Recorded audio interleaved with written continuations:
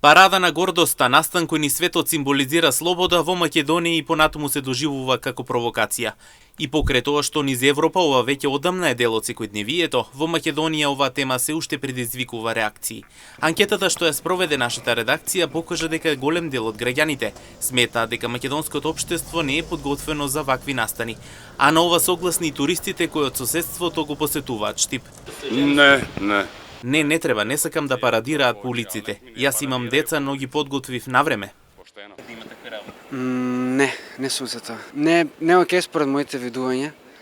Мислам дека не е окей тоа. Добро, секој си има право што сака да прави, да размислува, но мислам дека општеството не е спремно за тако нешто во овој момент. Не треба тоа. Не треба тоа, тамам работа. Бе тоа. Јас верувам у Господ и тоа никош не го дозволувам на никој да направи.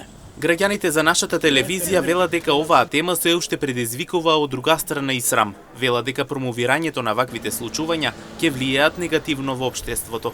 Па дека дома може да прави што сака надвор, дека младите пред се лица взимаат пример од тоа и дека и они го практикуваат тоа и дека не е добро тој поглед според мене. И не урети дома да направат тоа. Нели? Нема потреба тоа да го направат. Не, на улица ич. Срамота е тоа. Инаку на 21 јуни 2025 година, ден сабота, ќе се одржи 6-та поред парада на гордоста во главниот град.